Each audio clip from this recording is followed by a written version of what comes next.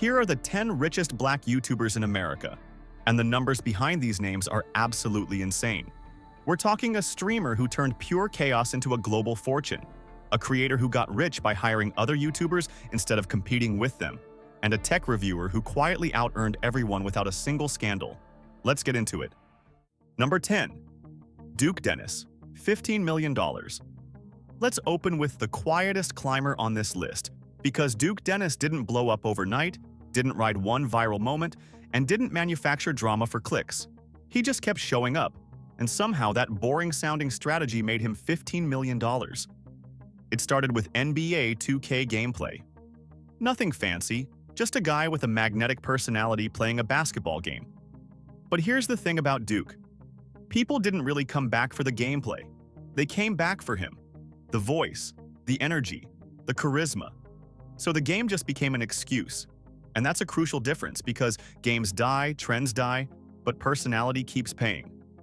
Today, he's sitting on over 2.7 million subscribers who treat his content like a daily routine, and that loyalty became his first income engine through steady ad revenue.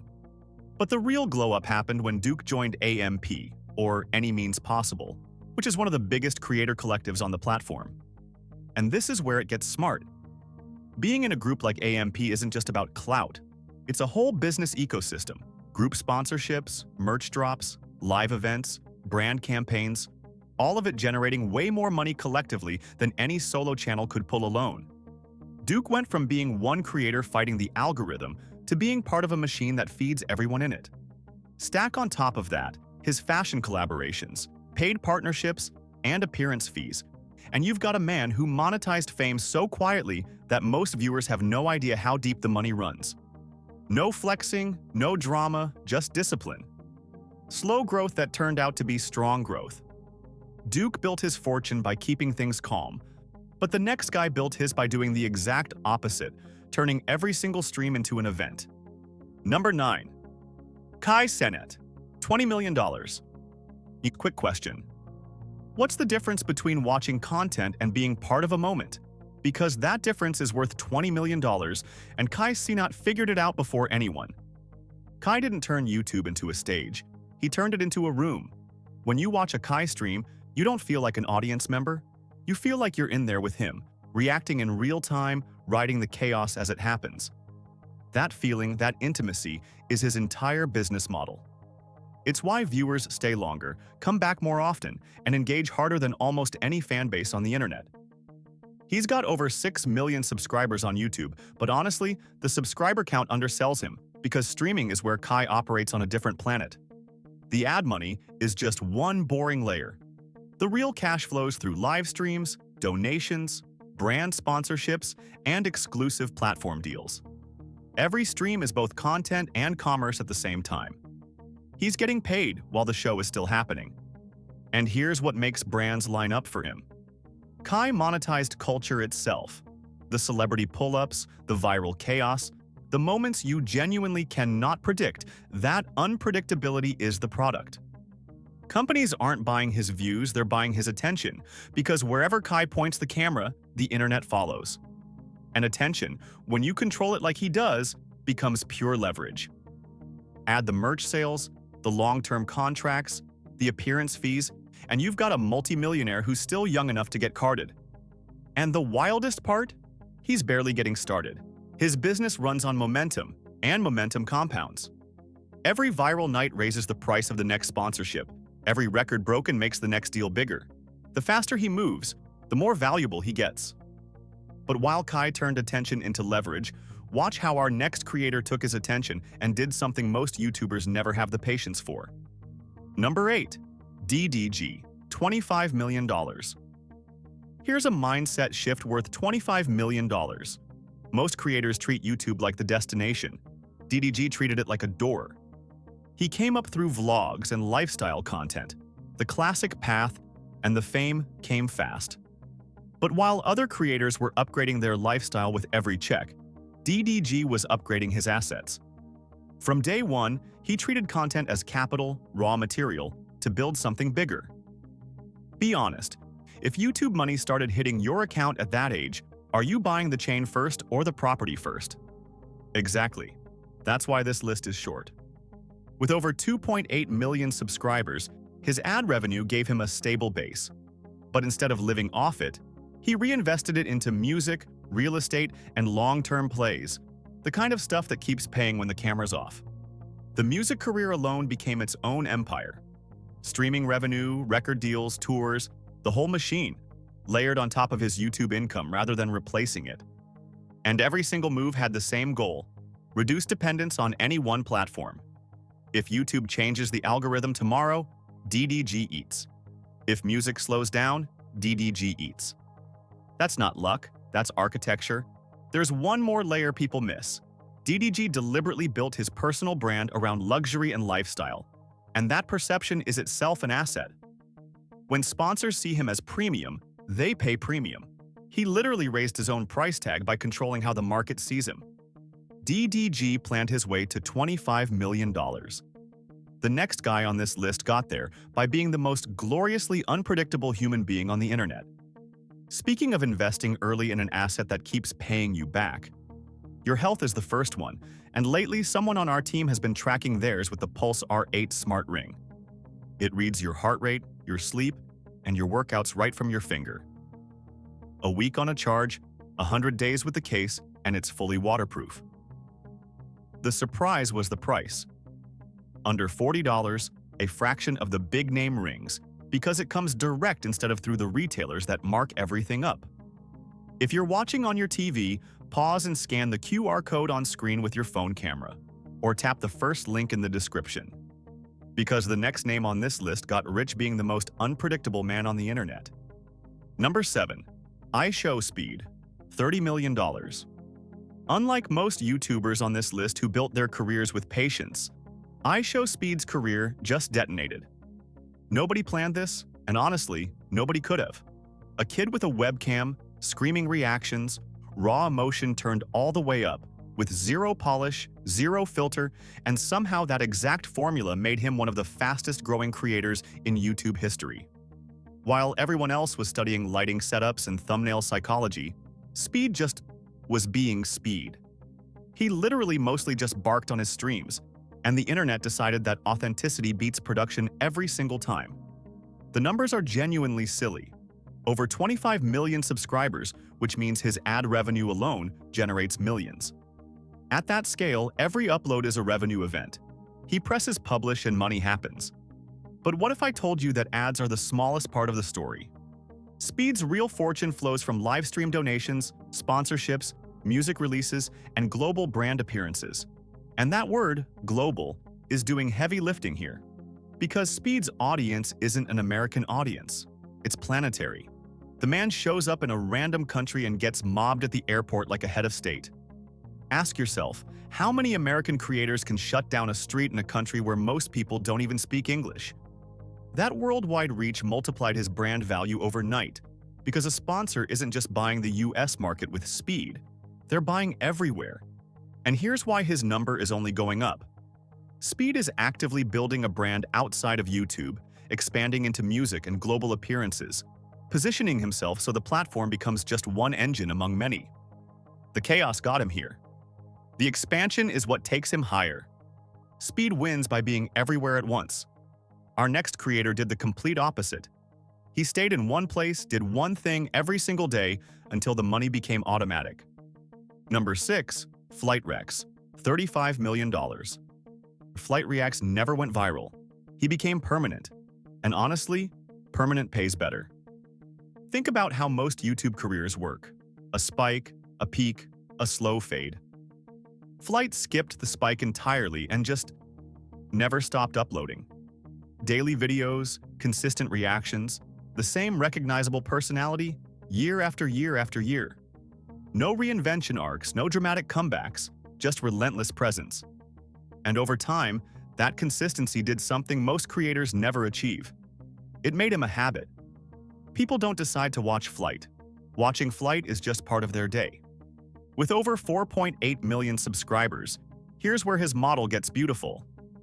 His biggest asset isn't his next video, it's his back catalog. Years and years of daily uploads sitting on the platform, and every single one of them still earns.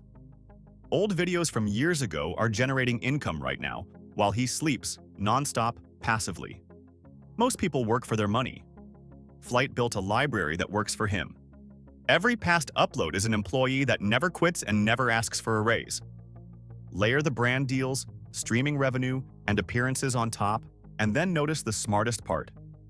He moved money into off-platform investments, cutting his dependency on YouTube itself. Stability replaced uncertainty. His entire strategy fits in one sentence. Show up every day and let the system work. No tricks, no hacks. And it carried him to $35 million. Sometimes simplicity just wins. Flight built a system out of himself. The next man on this list realized one person was the limit, so he built a system out of other people. Number 5. Funny Mike. $40 million. Here's the question that separates Funny Mike from almost every creator alive. What happens to your money when you stop posting? For most YouTubers, the honest answer is terrifying. The views stop, the checks stop. Funny Mike looked at that reality early in his prank and reaction days and came to one cold conclusion. Views are temporary. Control is permanent. So instead of just growing a channel, he started building an ecosystem. It's called the Bad Kid Empire, and calling it a group is like calling Amazon a bookstore. It's a full business structure. Multiple channels, multiple personalities, multiple content streams, all monetized under one brand that Funny Mike owns. His own channel, with over 3 million subscribers, pulls strong ad money. But the empire is where the real wealth lives, because the brand became bigger than any single face, including his own.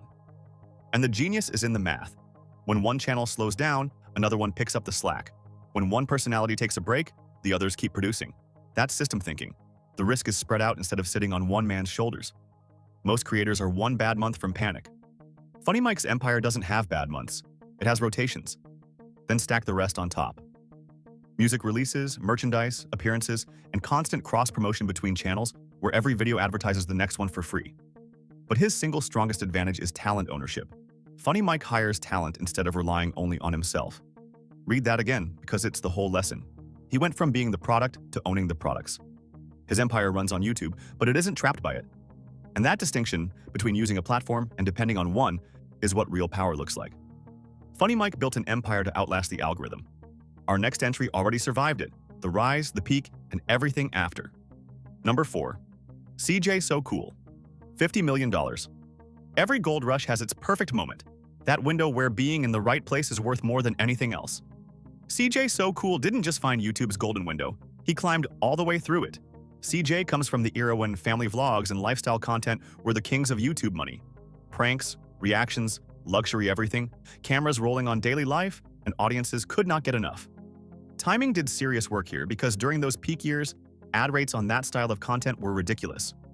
With over 8 million subscribers and viral reach, CJ's channel was generating millions from high CPM ads alone, putting him among the top earners on the entire platform.